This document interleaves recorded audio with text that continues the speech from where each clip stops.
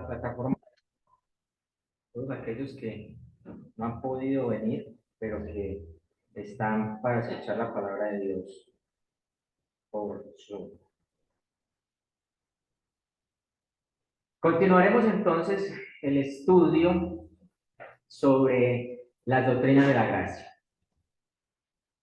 ¿Alguien recuerda la flor que nos lleva a pensar en estas doctrinas? ¿El qué? El tulipán, ¿cierto? El tuli. Y el acróstico, que está ahí en pantalla.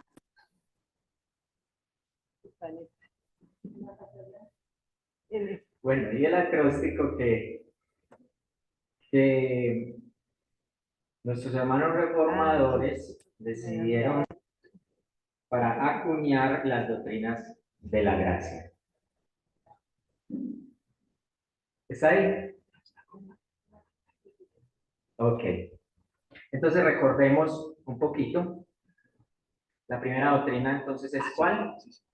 Depravación total humana. La segunda, elección incondicional. elección incondicional. La tercera, expiación limitada.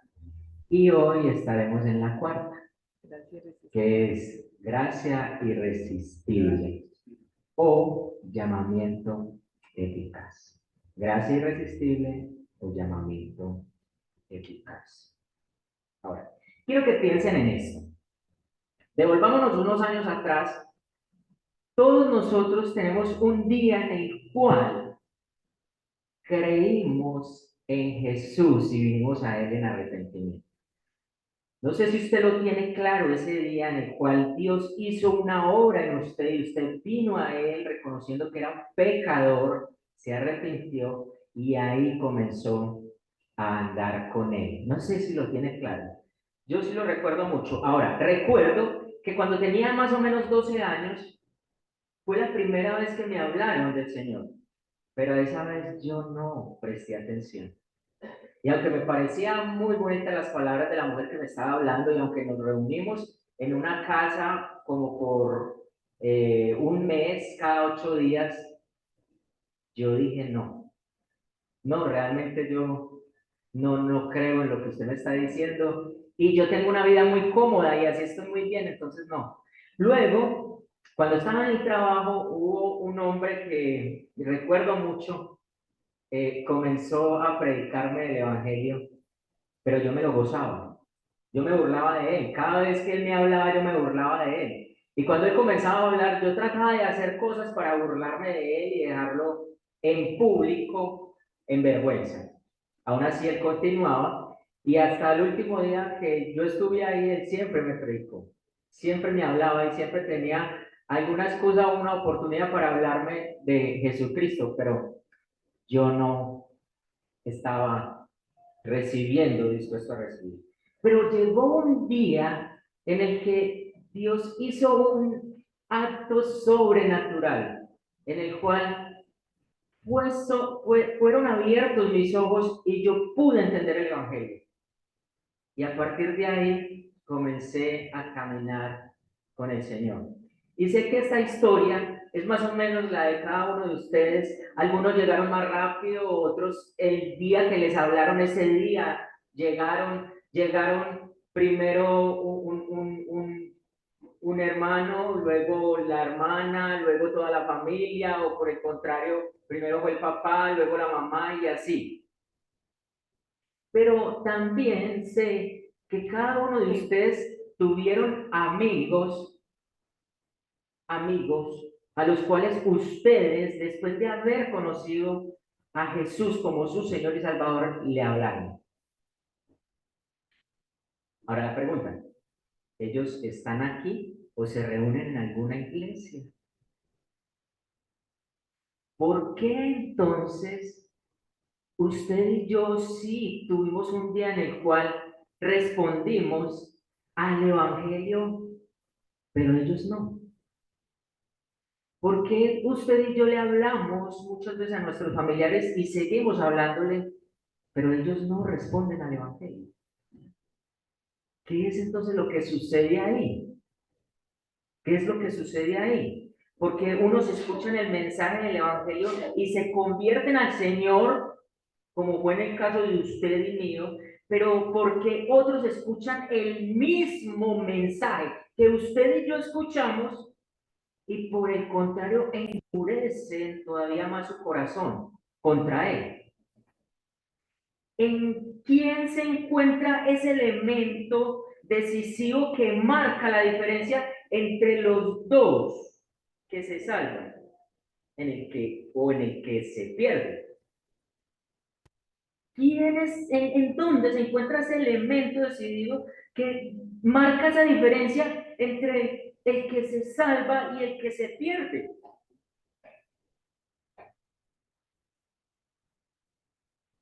Los que se pierden es que no se les habló bien, es que Dios no hizo algo, es que nosotros fuimos de pronto más inteligentes, o es que nosotros teníamos más méritos. Quizás usted y yo nos manejamos mejor que esa persona. ¿Cómo es entonces que ese llamado al Evangelio, a los pecadores, es una obra de Dios o es una obra que usted y yo determinamos creer? Es nuestra propia determinación, es nuestros corazones que decidieron, tomaron una decisión de creer, o es una obra de Dios. Para responder entonces esta pregunta de qué es lo que sucedió ahí, tenemos que devolvernos 3 puntos antes de la doctrina de la gracia. Como cuando usted y yo vamos donde el médico, que él nos pregunta qué tenemos, por qué estamos consultando, y a menos de que usted diga lo que siente y él interprete y lo revise, va a dar un diagnóstico para poder enviarle el medicamento o el tratamiento que usted necesita. Es necesario que usted y yo recordemos cuál es la condición del ser humano en la cual él se encuentra para poder ver y dar este diagnóstico y poder resolver esta pregunta. Ahora, la palabra de Dios nos dice que el hombre está en una condición precaria y devastadora. Ese es el diagnóstico. Pero vamos a verlo. Él es un ser pecador que se rebela contra la ley y también es un hombre que no puede cambiar su condición. Él se encuentra en una condición precaria y no la puede cambiar. No la puede cambiar. No la puede cambiar.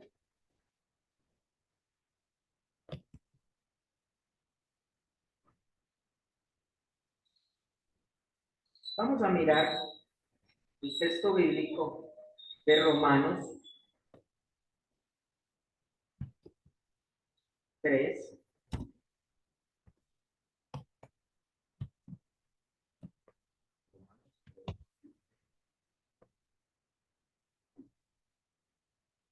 Versículos del 9 en adelante. Romanos 3.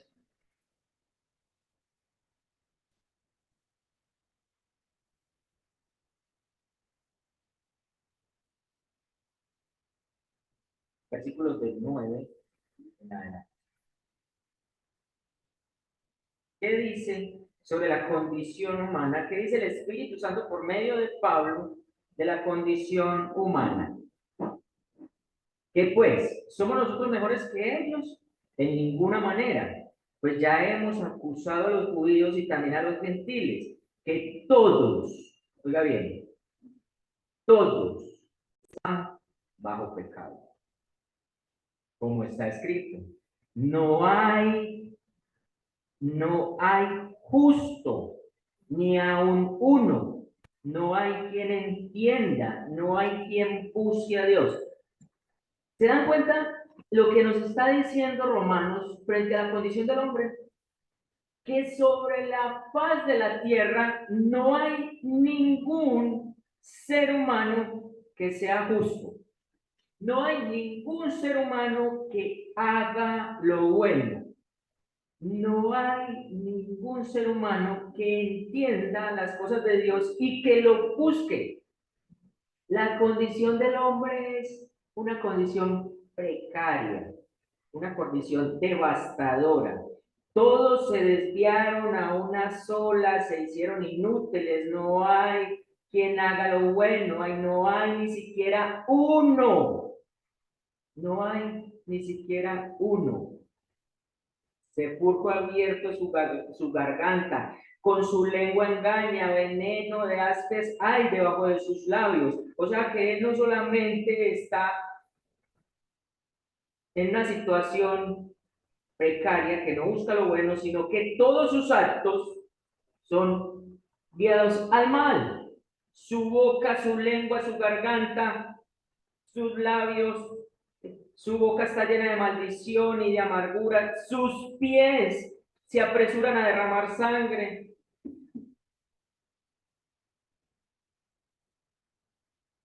Y no conocieron camino de paz, y no hay temor de Dios delante de sus ojos.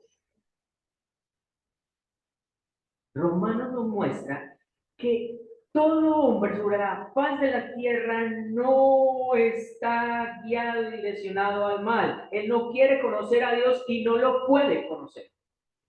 No lo puede conocer. Lo puede conocer. Juan 6:44 dice que ninguno puede venir a mí si el Padre que me envió no lo trajera.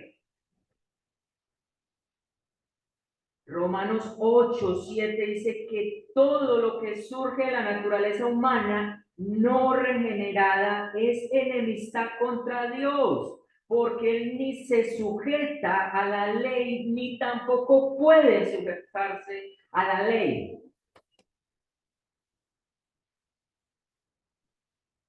Hermanos, una vez entró el pecado a la tierra por medio de Adán y Eva, todos, absolutamente todos, nacen pecadores. No hay ni uno bueno. No hay ni uno bueno. Todo lo que surge de la naturaleza, oiga bien, todo lo que hace el hombre, lo que surge de su naturaleza, no regenerado, o sea, aquel que no ha sido transformado, cambiado, no ha nacido de nuevo, todo, absolutamente todo es enemistad contra Dios. Eso es lo que nos dice Romanos 8:7.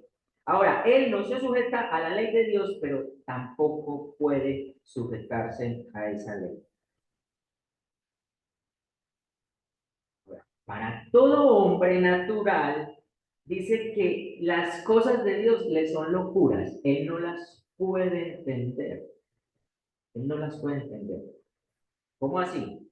O sea que entonces, cuando usted y yo predicamos, a la persona que le estamos predicando, escuche bien esto.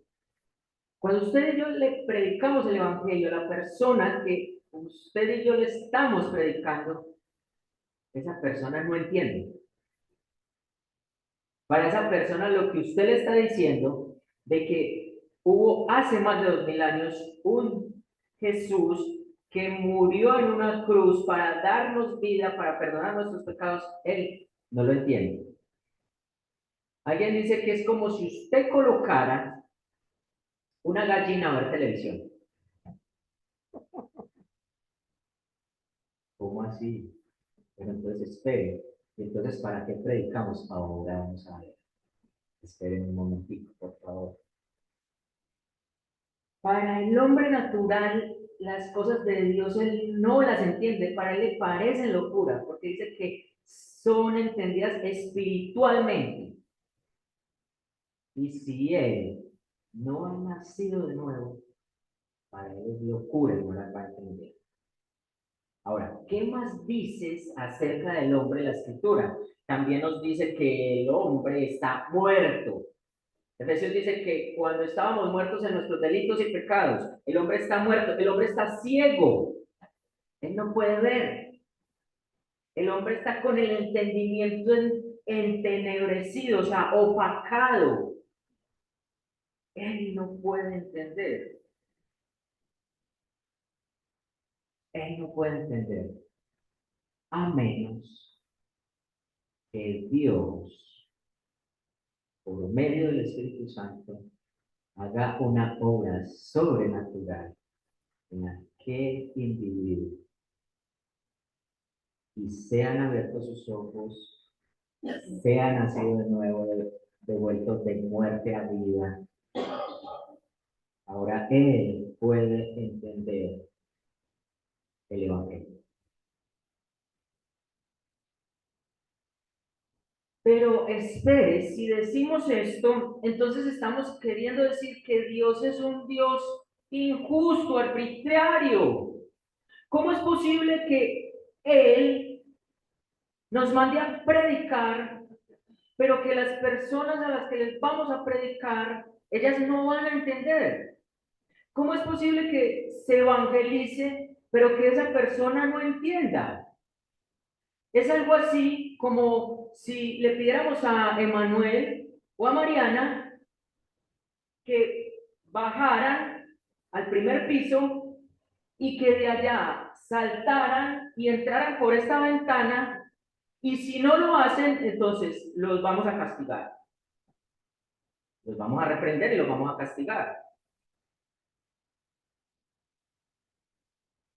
Ahora, tenemos que entender la condición en la que está el hombre, tenemos que entender que Dios no es arbitrario, no es aquel que le pide algo a alguien que no puede hacerlo y lo va a castigar por eso, sino que tenemos que entender cómo es que está verdaderamente el hombre. Y quiero usar una ilustración que nos muestra el doctor Sugel Michelin. Él dice que el hombre es algo así como si llegase a este lugar un rey, un monarca, y todos estamos felices de que él está acá entrando y nos paramos a aplaudirlo y a recibirlo.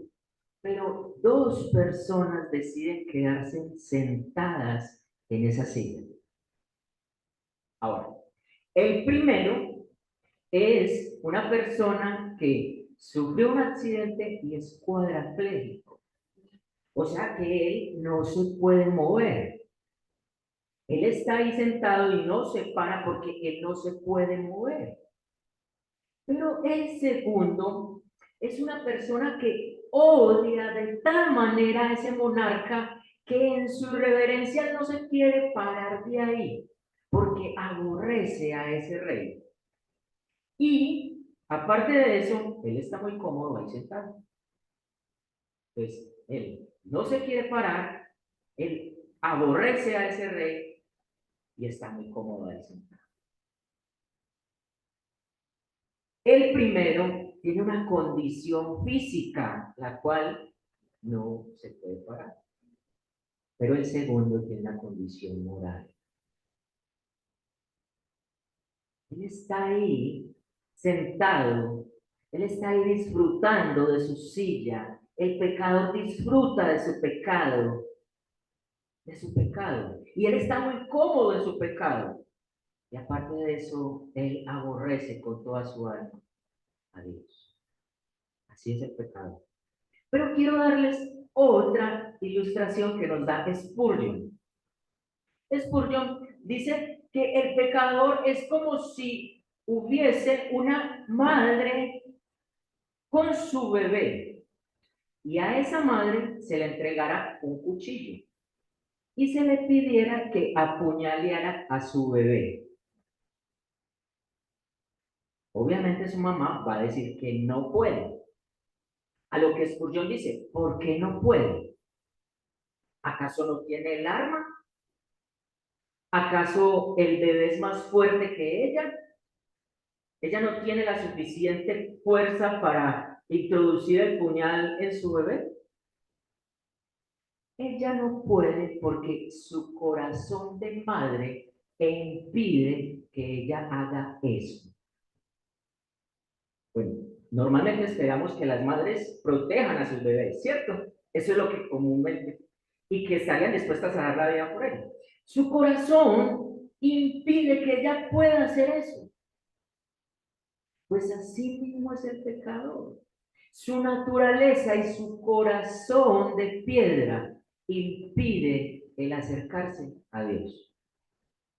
Impide el venir a Dios. Así como aquel que está sentado ahí en la silla y no se quiere parar porque odia a Dios y está muy cómodo en su pecado, así es la situación del ser humano. Es su naturaleza la que realmente impide que venga a Dios.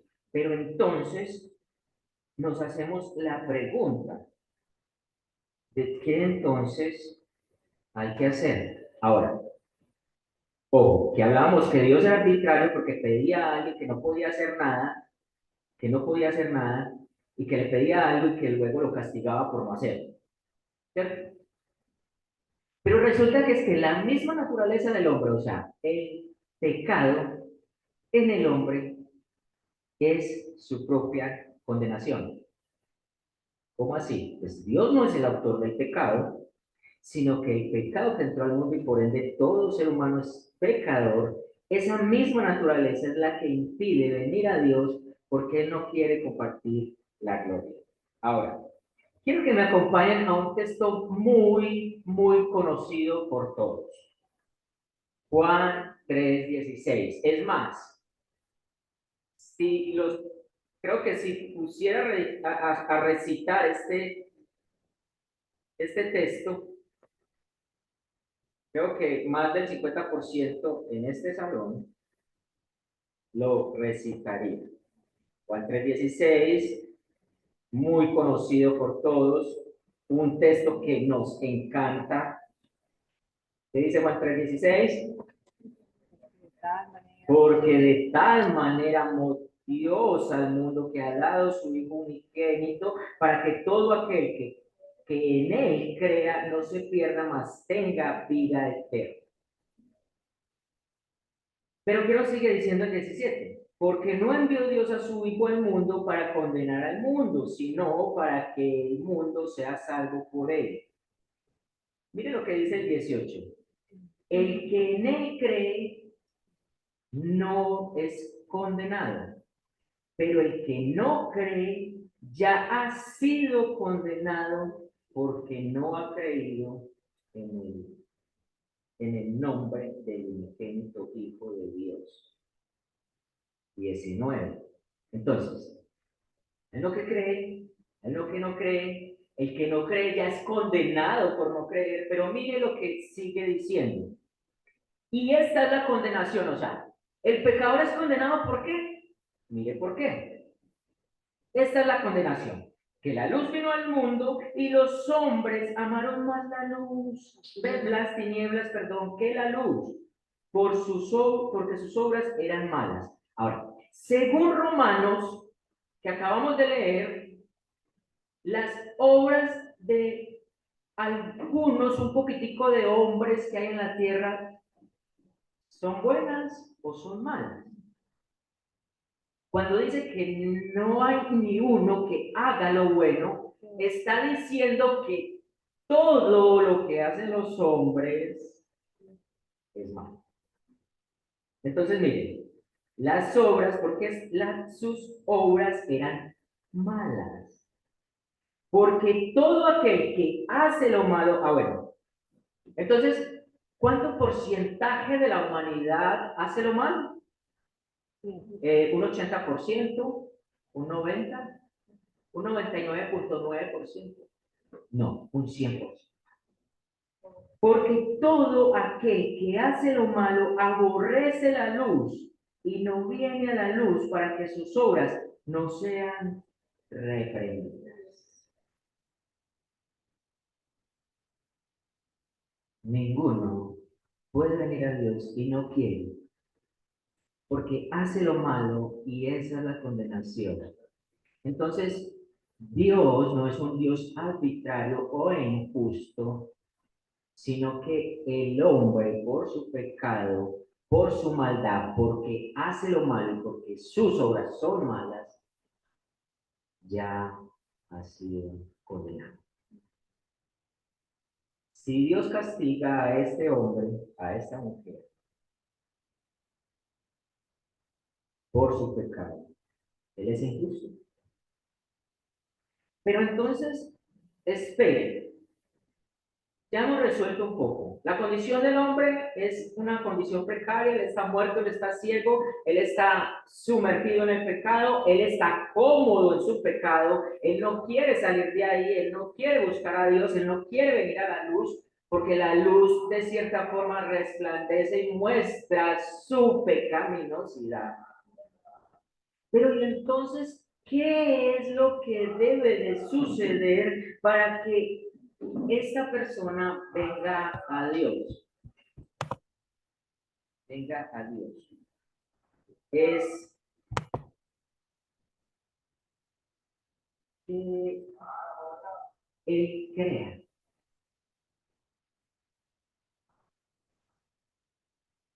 Ahora, ¿qué sucede antes de creer? Jesús está hablándole a Nicodemo, un intérprete de la ley. De hecho, alguien que cumplía la ley en su totalidad. Pero está hablando con él va a donde él de noche asustado para escuchar a Jesús. Y Jesús le dice, es necesario nacer de nuevo. Luego le dice, a menos de que nazcas de agua y del Espíritu, no podrás entrar al reino de Dios. Entonces, mis hermanos, usted y yo creímos porque ese día decidimos en nuestra voluntad venir a Cristo en arrepentimiento y fe. ¿O sucedió algo antes de que eso pasara?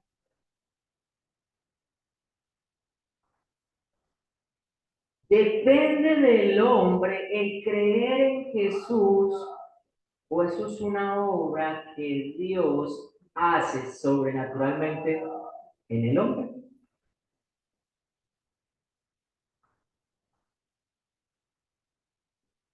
Quiero que miremos un texto del Antiguo Testamento porque quizás muchos dirán, es que en el Nuevo Testamento y entonces ahí es distinto y todo, pero en el Antiguo Testamento era...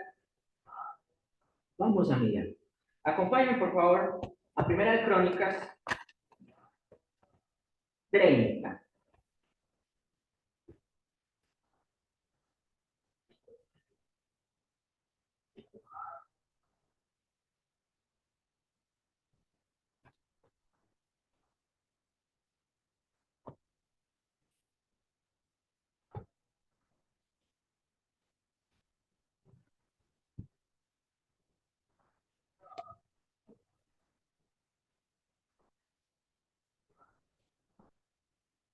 Perdón, segunda de Crónicas.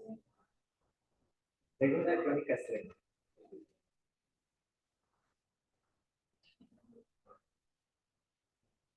¿Qué está sucediendo acá? Les hablo un poquito del contexto. Resulta que Ezequías encuentra nuevamente la ley que estaba perdida y todo, y no se había celebrado la Pascua desde hacía mucho tiempo. Ezequías lo que quiere es regresar nuevamente a las Escrituras, a la adoración a Dios y celebrar la Pascua. Celebrar la Pascua. Entonces, él decide lo que nos dice el capítulo 6, el versículo 6, perdón, decide escribir unas cartas y enviarlas por todas las provincias de las tribus de Judá para convocar al pueblo a que vengan a Dios. Verso 6. Fueron pues correos con cartas de mano del rey y de sus príncipes por todo Israel y Judá, como el rey lo había mandado. Y decían a los hijos de Israel: volveos a Jehová, el Dios de Abraham, de Isaac y de Israel, y él volverá al remanente que ha quedado de la mano de los reyes de Asiria. De la mano de los reyes de Asiria. Recordemos que ellos habían regresado a la cautividad también. Listo. No sean como vuestros padres y como vuestros hermanos que se rebelaron contra Jehová, el Dios de sus padres, y él los entregó a desolación, como vosotros veis. No endurezcáis pues ahora vuestra cerviz como vuestros padres, someteos a Jehová y venid a su santuario, el cual él ha santificado para siempre, y servid a Jehová vuestro Dios, y el ardor de su ira se apartará de vosotros. Ahora, ¿qué debían de hacer ellos? ¿A qué estaba convocando el rey? A que el pueblo viniera a Jehová, que no endureciera su corazón y que viniera a él. Porque si volvieres a Jehová, vuestros hermanos y vuestros hijos hallarán misericordia delante de los que tienen cautivos y volverán a esta tierra, porque Jehová vuestro Dios es clemente y misericordioso, y apartará de vosotros, no apartará de vosotros su rostro, si vosotros os volvieres a él. Entonces, miren lo que está sucediendo. Él está convocando que vuelvan a Jehová y dice que Jehová va a hacer algo si ellos vienen a él. De hecho, dice que él apartará la ira, el ardor de su ira. ¿Cierto? Pasaron pues los correos a las ciudades de la tierra de Efraín y de Manasés, versículo 10, hasta Zabulón, mas se reían y burlaban de ellos. Entonces, se enviaron las cartas, se convocó al pueblo, se pidió que regresara a Jehová, que vinieran al templo para santificar a Jehová, para adorarlo y para obedecerlo. Pero resulta que mandó las cartas y se burlaban de eso. Hasta ahí vamos bien, ¿cierto? Pero sigue diciendo el 11. Con todo eso, algunos, oigan bien, con todo eso, algunos hombres de Aser y de Manasés y de Zabulón se humillaron y vinieron a Jerusalén.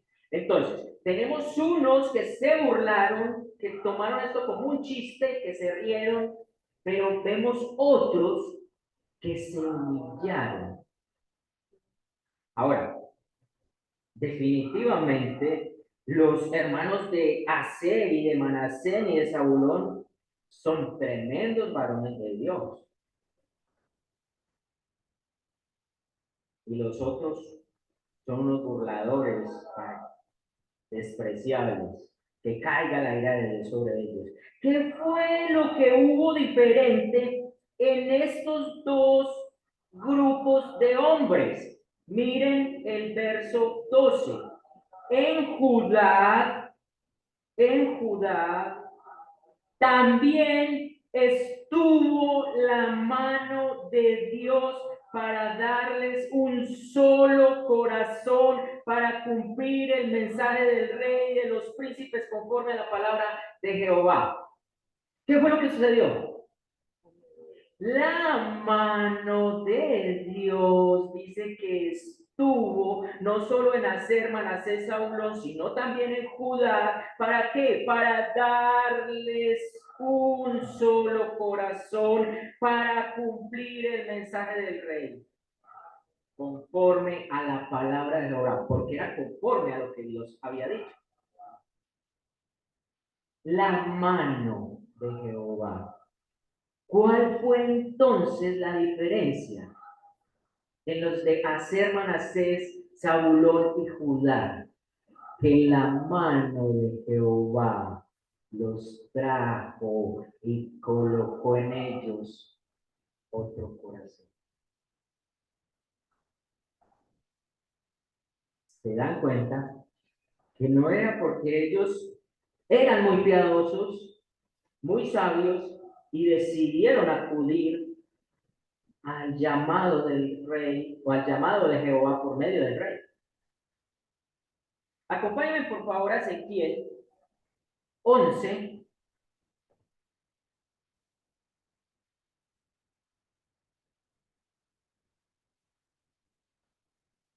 19 y 20.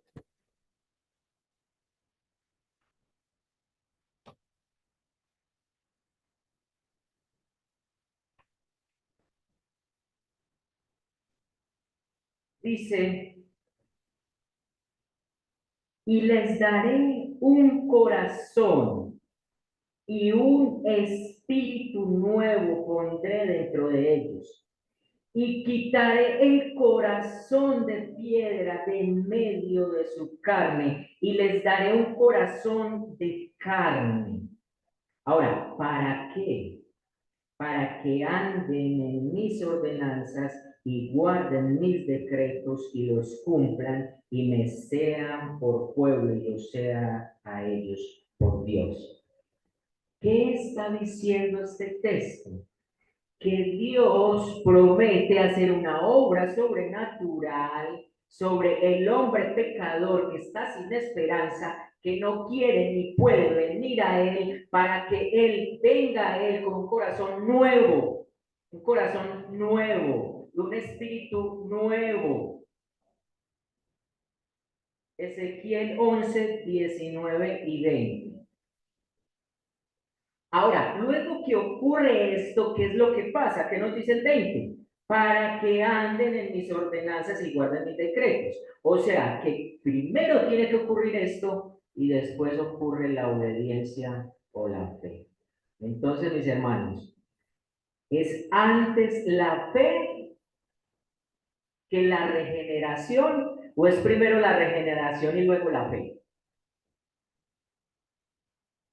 Ahora, recuerden que la regeneración es la obra sobrenatural de Dios que cambia nuestro corazón, nos da un espíritu nuevo, nos da un nuevo nacimiento. Entonces, primero es la fe y luego la regeneración, o primero es la regeneración y luego es la fe.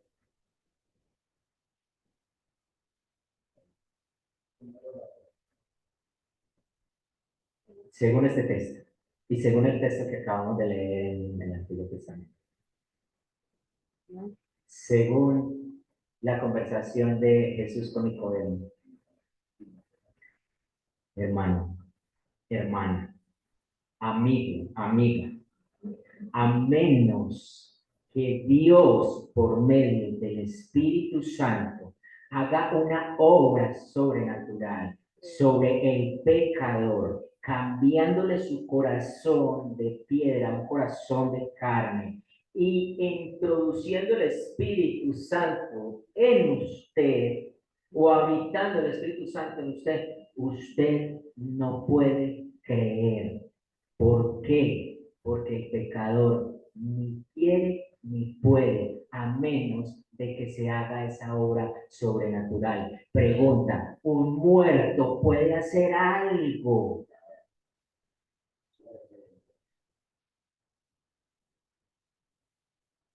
Un muerto no puede hacer nada. Un muerto está. Pregunta, si usted va a un cementerio a vender seguros de vida, ¿podrá hallar algún resultado positivo?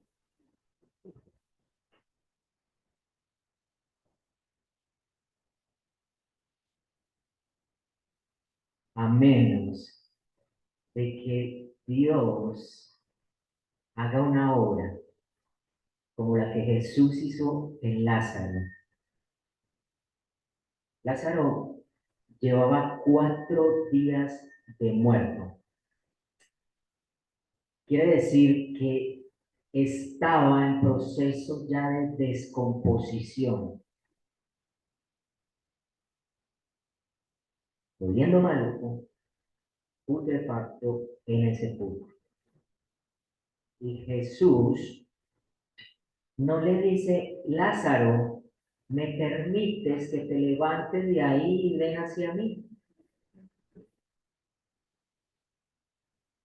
Jesús emite su palabra y dice, Lázaro, ven a mí. Entonces, llegamos al lío de que sé que lo han escuchado muchas veces. Dios es un caballero y a menos de que usted tome la decisión, Él no lo va a violentar, porque Él es un caballero. Entonces, a menos de que usted tome la decisión de creer, Él no va a venir a usted a atropellarlo, porque Dios es un caballero. No, mi hermano, eso es una mentira. Dios es Dios y punto. Y Él hace lo que quiere en el cielo, en la tierra y debajo de la tierra y punto. Él simplemente decidió desde antes de la fundación del mundo escogerte. Y un día X cambiar tu corazón. Un corazón de piedra por uno de carne y darte su espíritu para que creyeses en él. Y tanto la fe como el arrepentimiento es un don de Dios. Por eso a Él sea la gloria, porque hay alguna participación en usted y yo en la salvación. Ahora, tenemos que entender que hay un llamado general. Cuando hablamos de el llamado eficaz o de la gracia irresistible, estamos hablando también de que hay un llamado general.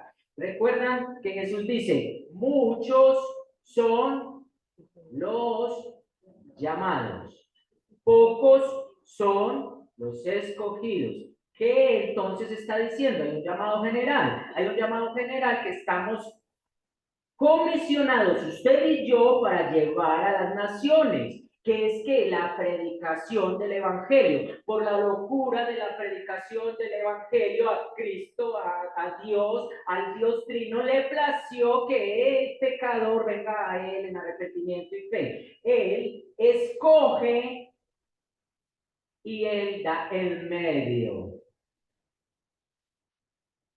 La predicación del Evangelio es el medio por el cual aquel que ha sido escogido desde antes de la fundación del mundo, Dios va a hacer la obra en él de cambiar su corazón, su mente, su espíritu, para que venga a él en arrepentimiento y fe y ahora camine una vida en obediencia con él.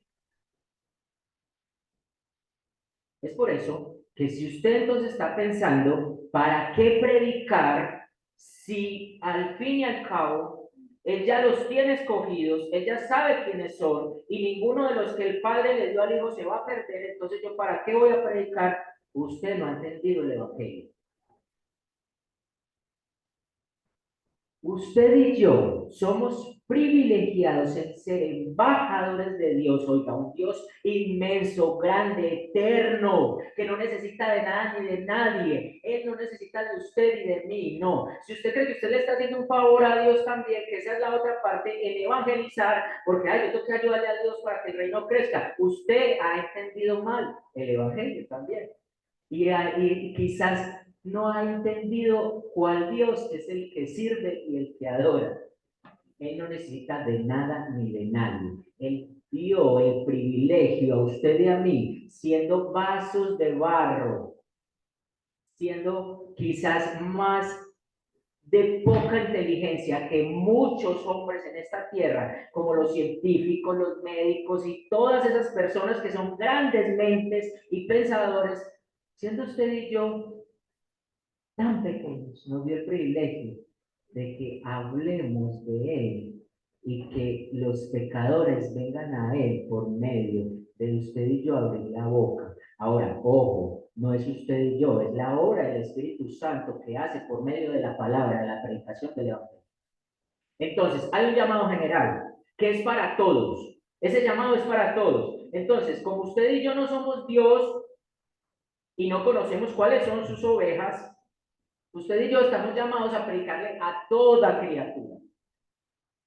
Pero solo a los escogidos el llamado llegará a hacer esa obra que Dios de antemano planeó y decretó para la vida de ese varón, de esa mujer. Pregunta. Entonces, ¿la gracia es resistible o irresistible?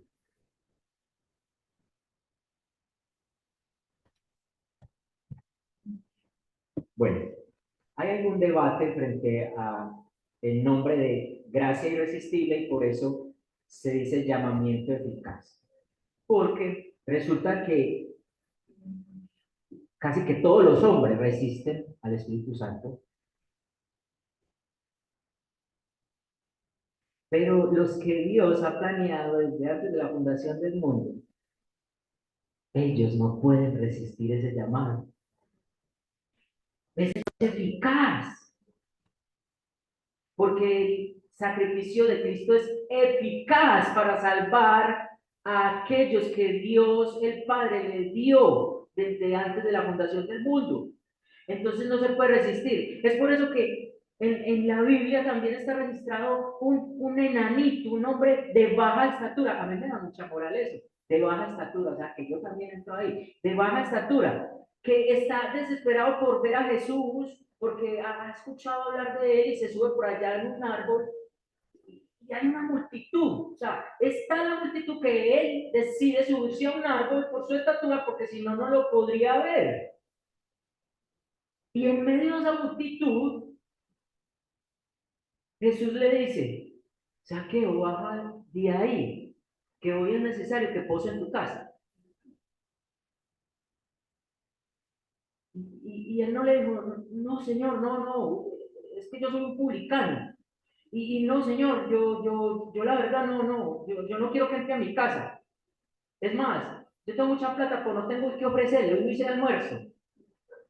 No, inmediatamente bajó y fue con Jesús a la casa. Y Jesús luego le dice que ha llegado la salvación a ti.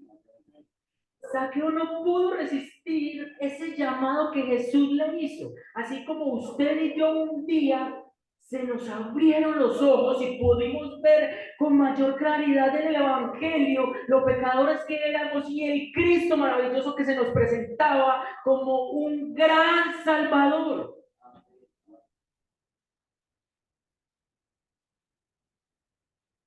Hermano,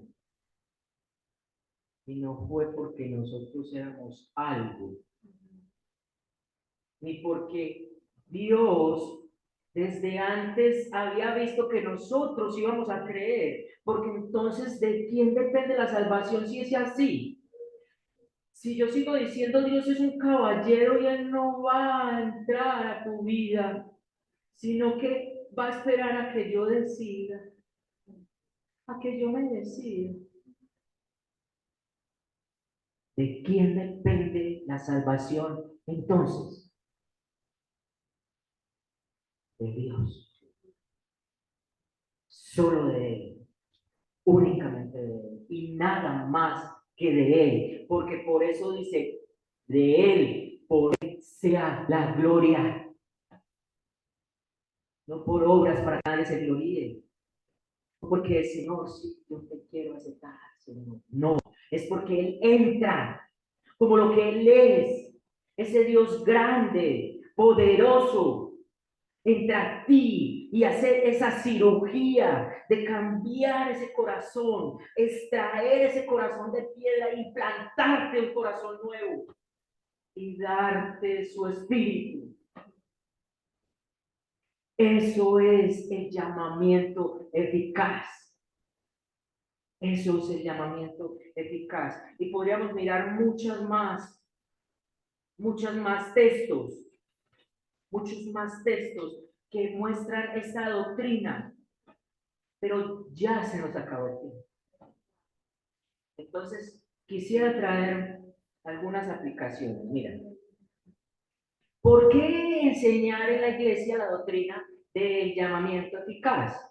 Pastor, es una doctrina muy densa, muy pesada, la gente no la entiende, eso es muy difícil poderlo entender. Aparte de eso, entonces vamos a introducir en los creyentes el que no es necesario predicar el evangelio ni nada de eso, que no debemos de hacer nada, que somos cristianos estáticos, de silla, que venimos los domingos y nos quedamos sentados ahí y no tenemos que hacer nada más. No, por el contrario, la predicación de la doctrina de la gracia exalta la obra del Espíritu Santo.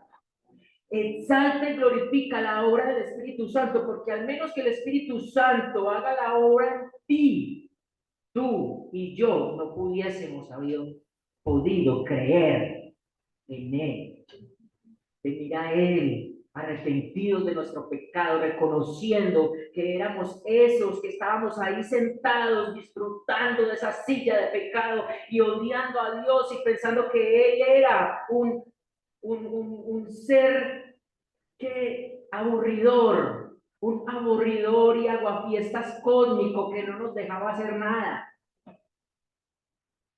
No, la gracia irresistible, el llamamiento eficaz exalta la obra del Espíritu Santo.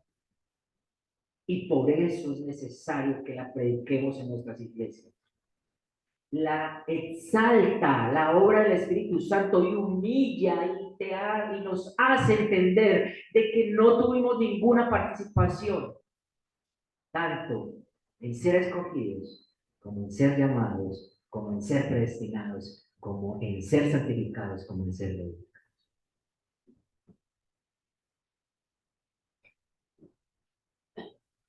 También la gracia irresistible, el llamamiento eficaz, el conocer esta doctrina, el predicar esto en nuestras iglesias, nos debe de llenar de pasión, mis hermanos, porque afuera hay muchos escogidos que aún no se les ha predicado el evangelio, para que por medio de esa predicación él sea vuelto de muerte a vida y abierto sus ojos y crea a Jesucristo.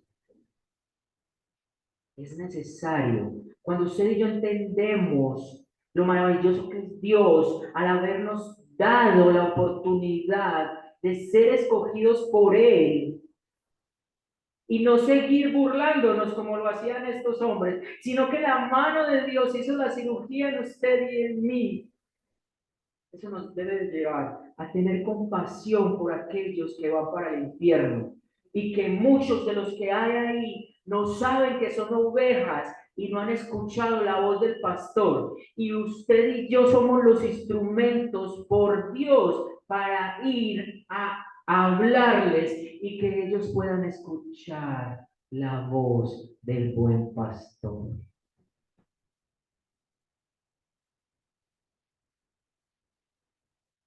Pero también quiero hablarle a aquel que está acá sin Jesucristo. No puedes tener como pretexto en que la obra es de Dios, en que la obra es de Dios, y de que entonces por eso es que usted no ha creído.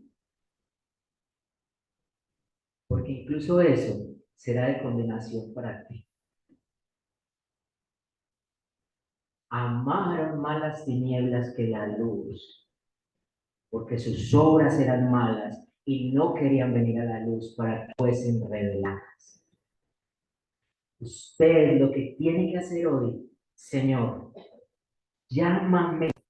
Yo por mi propia cuenta no puedo cambiar mi corazón, ni el de el sumergirme y revolcarme en el pecado. Pero hoy tú estás diciendo que el Espíritu Santo puede hacer una obra en mí y yo puedo venir a ti arrepentido y empezar a caminar contigo. Jesús dijo, todo el que venga a mí, yo no lo desecharé, no lo despreciaré. Entonces, la doctrina del llamado eficaz no es un pretexto para que tú no vengas a Jesús. Él hoy quizás te está haciendo el llamado, un llamado eficaz.